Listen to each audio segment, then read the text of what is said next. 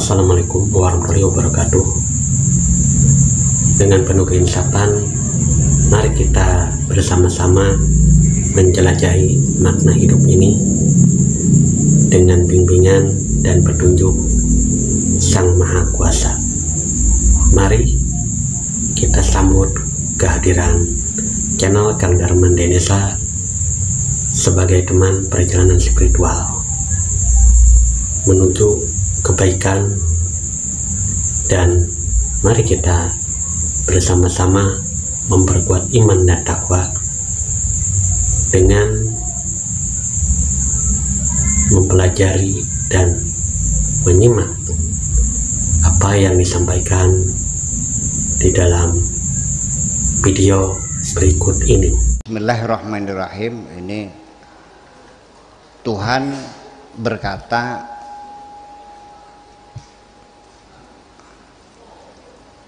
tentang bagaimana iblis itu menyampaikan pikirannya. Qala fa bi'izzatika la ughwiyannahum ajmain illa ibadaka minhumul mukhlasin. Ini kalimat tidak bisa diterjemahkan dengan bahasa apapun. Percayalah, karena bahasa manusia tidak mungkin akan mentranskripkan atau mentransfer pikiran iblis seperti ini. Yuk kita bicara dari sisi linguistik dulu. Qala, iblis berkata, fa bi'izzatika, maka demi, baknya itu namanya bak qasam, demi. Orang bersumpah itu sudah pasti ada penekanan, ada stressing. Artinya tidak main-main, demi Allah, kan begitu. Kemudian yang dijadikan alat sumpah adalah kebesaran Tuhan, bi'izzatika. Itu juga menjadi simbol akan kesungguhan iblis. La ughwiyannahum ajmain. Lamnya itu lam taukid. Jadi satu bak qasam, dua izzatun juga sebagai tanda penguat, taukid juga. La ughwiyannahum, lamnya lam taukid tiga. Ughwiyannahum, akan kugoda, ada nun taukid sakilah. Nun taukid sakilah itu sama dengan dua nun taukid khafifah, berarti dua, berarti lima.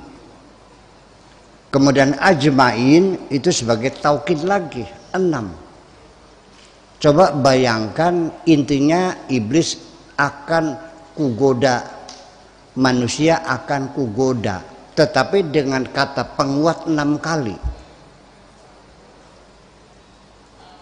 Artinya kalau di Indonesia kan, aku pasti, aku pasti, aku pasti, aku pasti, aku pasti, aku pasti menggoda manusia. Mungkin nggak diterjemahkan begitu, nggak ada bahasanya.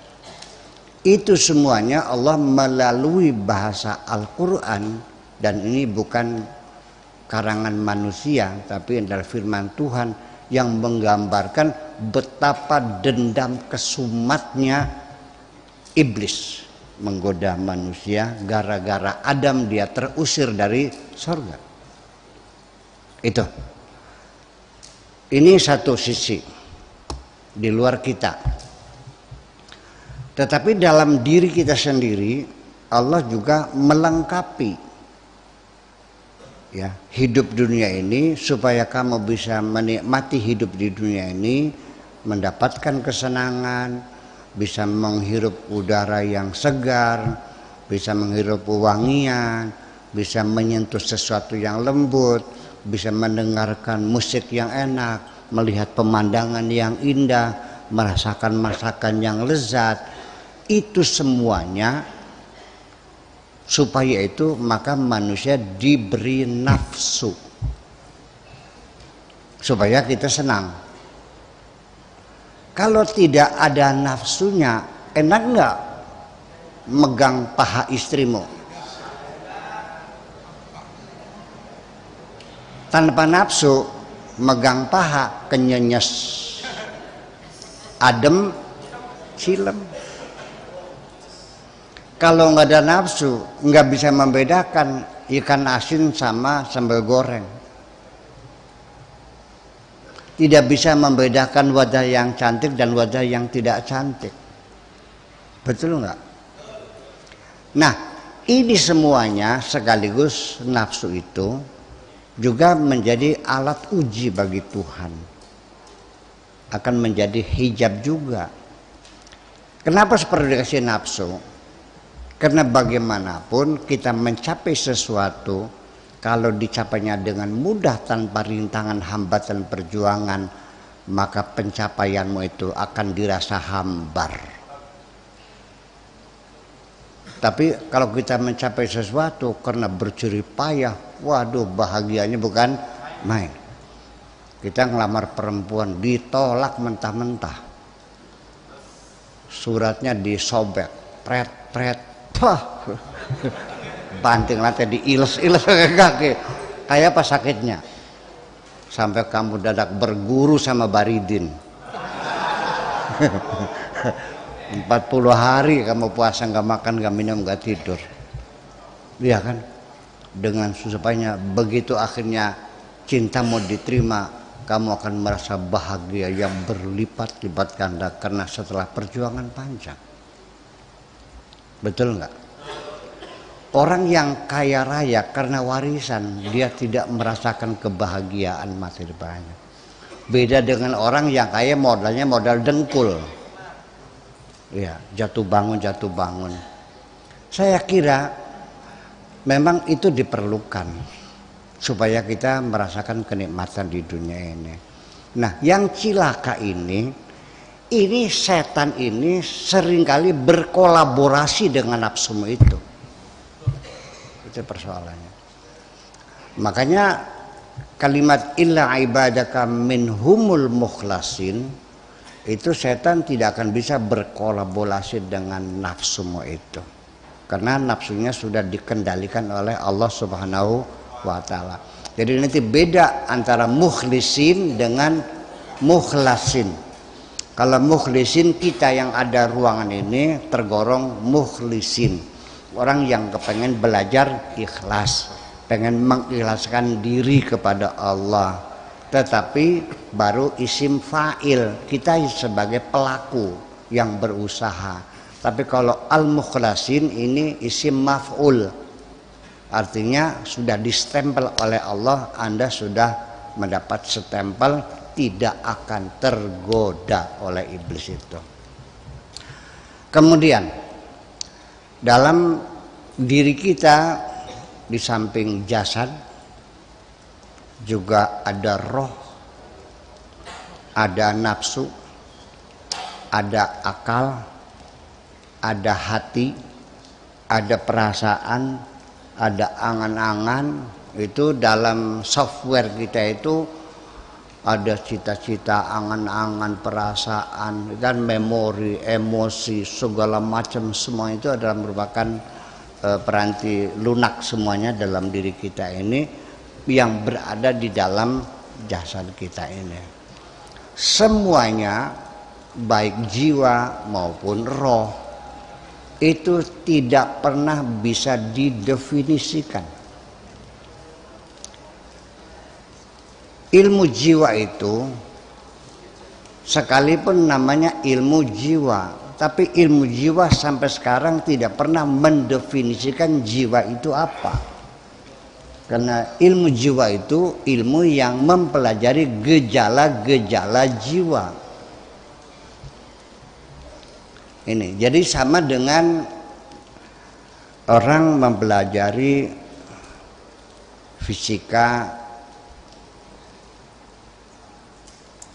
kuantum, fisika partikel berbentuk elektron, neutron, dan proton, foton dan sebagainya, yang tidak bisa dilihat oleh mata, tidak bisa dilihat dengan mikroskop karena saking sangat kecilnya. Jadi artinya bahwa proton itu berapa besarnya, itu adalah inti dari atom adalah proton. Ada neutron, ada elektron. Kalau pengen tahu proton itu seperti apa, ini atom ini masih dibesarkan segede bumi ini. Sebesar bumi ini. Nanti protonnya akan kelihatan sebesar kelenteng. Tahu kelenteng? Bijinya kapuk. Atomnya dibesarkan sebumi ini, nanti protonnya sebesar atom. Itu saya kira seperti itu. Nah kemudian dibesarkan lagi 20 meter diameternya, baru kelihatan elektronnya. Jadi sangat tidak mungkin. Nah maka jiwa juga seperti itu. Kalau masuknya itu artinya dalam fisika partikel yang dipelajari adalah gejalanya. Dan kita bisa membedakan. Nah Tuhan saja memberikan isyarat, yasalunaka anir ruh qulir ruhu min amri rabbi. Mereka bertanya kepadamu tentang roh. Katakan roh itu urusan Tuhanmu. Awas, pengertian roh urusan Tuhanmu ini bukan, jangan diartikan Allah melarang kita meneliti tentang roh. Silahkan Anda teliti, silahkan. Tetapi nanti di penghujungnya Anda harus terpaksa akan mengatakan aku tidak tahu pada akhirnya. Karena itu adalah apa yang mereka temukan tentang roh itu sebetulnya baru merupakan jasad rohnya saja. Ya, bukan rohnya itu bisa ketahui. Nah, roh itu apa? Roh itu adalah energi yang langsung bersambung dengan kekuasaan Tuhan. Seperti kereta listrik gitu. Dia akan bisa maju, bisa mundur, bisa berhenti, bisa cepat, bisa pelan, itu ketika ada setrum. Kalau setrumnya putus, seseorang itu mati karena rohnya meninggalkan jasadnya. Ya kan begitu.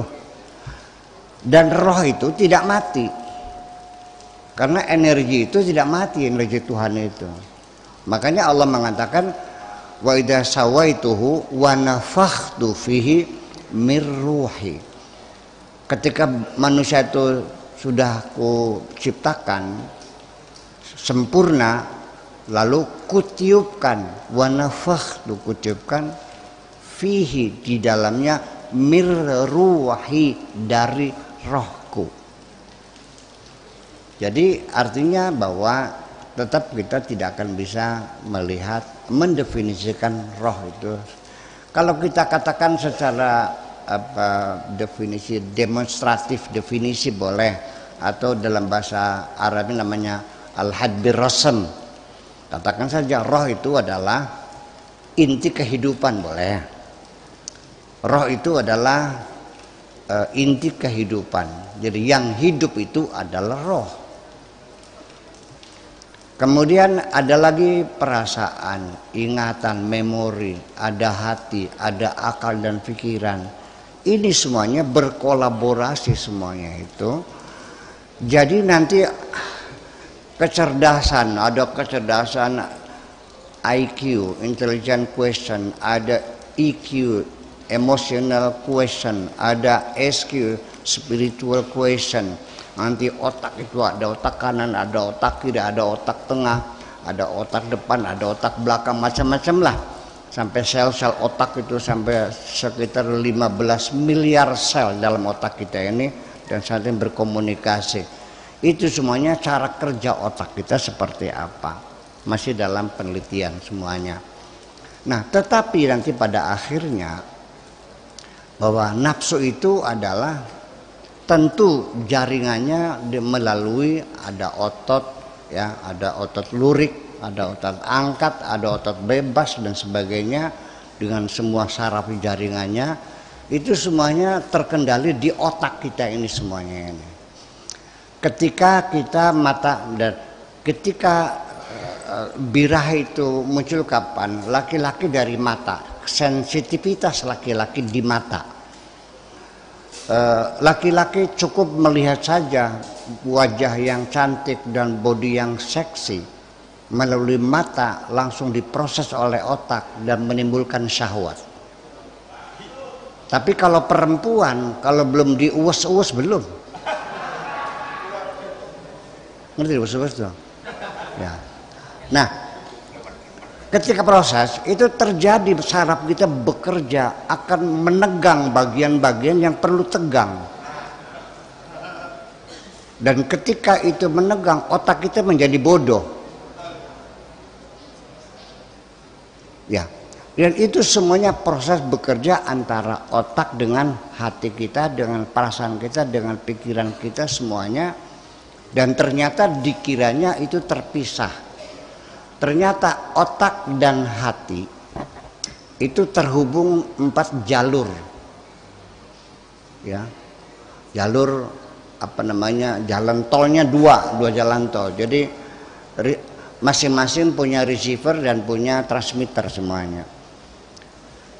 4 jalur itu melalui gelombang saraf, melalui mikrobiologi, melalui gelombang elektromagnetik, dan lagi dengan gelombang tekan melalui apa namanya pembuluh darah kita dari jantung. Pop itu juga menjadi pengantar gelombang dalam komunikasi antara hati dan otak kita itu.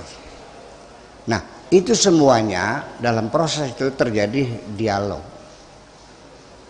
Nah, lalu nafsu ini di mana adanya? Berkolaborasi dengan hati, dengan perasaan, dengan memori, dengan otak segala macam. Nah, ini makanya ketika Nabi Yusuf itu hampir berselingkuh dengan Zulaikha, yang mengatakan Zulaikha ya, akhirnya dia mengaku ya, kalau setelah disaksikan oleh seorang bayi yang berkata kalau yang sobek baju depanmu berarti kamu yang salah, Zulaikha yang benar, kalau baju yang sobek itu belakang, Zulaikha yang salah, kamu yang benar. Setelah itu akhirnya Zulaikha mengaku ya, saya bersalah. Disitulah dalam keluhannya wa ma ubarri'u nafsi inna nafsa la ammaratum bisu, bahwa saya tidak bisa melepaskan nafsu saya, selalu ikut dengan saya, dan saya tidak bisa melawan nafsu saya, terus menggoda saya. Wa ma ubarri'u nafsi inna nafsa la ammaratum bisu, karena nafsu itu selalu ngajaknya yang nggak benar, selalu mengajak perbuatan yang dosa. Tetapi di sini ada tambahan illa ma rahima rabbi, kecuali orang yang disayang oleh Allah. Jadi logikanya Pak Iwa, bukan kita memerangi nafsu, kita akan kehabisan tenaga, nafsu tidak bakal mati karena dia eksis bersama kita ini. Jadi bagaimana caranya? Yaitu caranya bagaimana illa ma rahima rabbi, kecuali disayang oleh Allah. Jadi untuk melawan nafsu itu jangan kamu mengumpulkan tenaga untuk membunuh nafsu, tidak mungkin terjadi. Masih mending kamu mengambil langkah berikutnya, bagaimana caranya supaya Allah sayang kepada kamu. Kalau engkau disayang Allah, nanti Allah yang mengurangi volume nafsu itu sendiri. Paham nggak? Karena yang mampu untuk mengurangi volume itu hanya Allah Subhanahu wa Ta'ala. Nah, makanya di sini jadi persoalan. Jadi Pak Iwa nggak usah membunuh nafsu, nafsu nggak bakal mati, dia akan hidup lagi. Pak Iwanya melek, nafsunya melek. Pak Iwanya tidur, nafsunya melek. Pak Iwanya berdiri, nafsunya berdiri. Pak Iwanya duduk, nafsunya berdiri. Jadi lebih siap menggoda kita. Dan oleh karena itu dan juga kita harus mencegah jangan sampai dibiarkan si setan itu berkolaborasi dengan nafsu kita. Ini kan ada persekutuan antara nafsu dengan setan itu, bersama-sama menggoda kita. Nah, ketika setan itu menggoda kita berkolaborasi dengan nafsu, maka di situ kita tidak sadar ini godaan setan. Kamu merasakan inilah tuntutan biologi saya, ini tuntutan keinginan saya, ini harapan saya dan cita-cita saya. Jadi saya kira di penghujungnya setan dipukul, pergi, datang lagi, diinjak-injak, pingsan, bangkit lagi. Sampai kapan? Ya sampai kamu mati. Baru setelah kamu mati, nafsu itu akan mati bersamamu itu. Nafsu jangan dibunuh total, nanti kamu jadi malaikat. Bedanya malaikat sendiri juga iri hati melihat manusia, enak banget manusia ya bisa menikmati gitu kan gitu. Ternyata setelah diuji itu malaikat namanya Harut dan Marut, ternyata nggak kuat juga. Itu makanya. Nah, dengan ujian nafsu inilah makanya Bapak Iwa yang saya hormati, disinilah satu batu uji manusia, stikiat ya, tolok ukur manusia. Karena manusia punya nafsu, maka manusia itu ketika dia berbuat kebaikan, maka dia lebih mulia dari malaikat. Karena dia membawa beban nafsu, beban jasad dan sebagainya. Tetapi ketika manusia berbuat jahat, mereka lebih hina daripada binatang karena dia merendahkan roh yang mulia yang ada di dalam jasadnya menjadi rendah seperti binatang, maka lebih jahat dari binatang. Makanya Allah mengatakan ulaika kal an'ami balhum adallu. Mereka seperti binatang, bahkan lebih elek, lebih jelek daripada binatang. Jadi berterima kasihlah kepada Allah, kita diberi nafsu gitu aja. Terima kasih. Iya. Terima kasih Buya. Saya jadi sadar bahwa tulisan dungu itu ternyata saya baru rasakan. Kalau kita ini dijelaskan tadi sama Buya betapa dungunya kita ini. Ya, dungu. Dan ini sebelum kita beranjak ke topik yang lain, masih tentang ruh ini Buya. Ini ada Pak Joni di Jakarta. Tadi Buya mengatakan ruh itu tidak mati. Berarti hakikatnya orang itu tidak mati. Ya. Berarti lawan hidup itu bukan mati. Ya. Apakah lawan hidup itu berarti kehidupan Buya? Roh itu tidak mati. Bagaimana matinya? Yang itu sumber kehidupan. Yang mati itu jasadmu. Yang mati itu jasadmu. Sekarang begini, punya internet nggak? Internet. Dibuka nggak nyala. Yang mati ini apakah hardware, software yang ada di kamarmu atau memang tidak ada sinyal? Nggak ada sinyal. Nggak ada sinyal. Jadi bisanya itu keluar gambar karena ada sinyal. Sinyal dari Google itu nggak pernah mati, dia terus 24 jam seluruh dunia ini. Ya kan begitu, ini contoh sederhana aja gitu. Berarti energi itu nggak hilang. Dan sesungguhnya nanti kita akan katakan lagi begini, ini persoalan tentang keabadian. Ini menjadi polemik besar dan sampai sekarang belum selesai. Yang terjebak di situ adalah Imam Al-Ghazali dengan Ibnu Rusdi. Termasuk Ibnu Rusdi, Ibnu Sina, itu mereka para filosof, ahli fisika, ahli kedokteran dan sebagainya. Itu selalu mereka matinya mengenaskan semua kok, terusir kok, tertindas. Karena masyarakatnya nggak paham. Iya, jadi ini saya sekali mumpung ingat. Yang kau bangga-banggakan Imam Syafi'i itu matinya dikeroyok orang kok. Abu Hanifah matinya digebukin di penjara, nggak mati-mati, akhirnya diracun oleh raja tuh. Ahmad bin Hambal sampai pingsan, sampai tua di penjara. Jadi ternyata orang-orang pintar dalam sejarah dunia selalu menjadi korban dari masyarakat yang goblok gitu. Nah, Imam Ghazali terjebak. Mungkin kesalahpahamannya kepada Ibnu Rusdi. Karena itu si Ibrani berhipotesa bahwa keabadian alam itu abadi. Sedangkan akidah Ahlussunnah wal Jamaah tidak demikian. Wa kullu man kullu man yabqa fanin wa huwa apa sih? Kullu man 'alaiha fan. Kullu man 'alaiha fanin wa yabqa wajhu rabbika dzul jalali wal ikram. Semua apa yang ada di bumi ini semuanya akan binasa, yang abadi hanya wajhu rabbika saja. Ini Imam Ghazali salah paham sebetulnya. Yang dimaksudkan keabadian alam itu bukan alam abadi sejajar dengan keabadian Tuhan, tapi Tuhan itu abadi, dan abadinya Tuhan dalam arti bahwa Tuhan mencipta tidak pernah berhenti, selama terus mencipta dan mencipta dan mencipta dan tidak pernah berhenti mencipta. Jadi alam itu abadi karena dicipta oleh Allah terus menerus. Jadi abadi penciptaannya sebetulnya, bukan, itulah kesalahpahaman.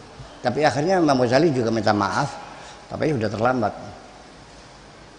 Iya kan, sudah keburu marah dulu. Oke lah, itu terjadi semacam itu. Jadi artinya bahwa kita mau nanya, saya mau nanya, apakah Anda mengira bahwa nanti alam ini hancur terus akhirnya tidak ada apa-apa gitu? Dalam teori Big Bang sendiri itu masih memungkinkan akhirnya akan begini. Teori-teori alam semesta yang sementara bermunculan dari teori bintang kembar, dari teori nebular, dari teori macam-macam teori teori gas alam semesta, dan terakhir semuanya gugur karena tidak bisa menjawab, tidak bisa menyampaikan argumentasi tentang tentang pertanyaan-pertanyaan itu. Yang masih bertahan sekarang adalah teori Big Bang yang dikemukakan oleh Abel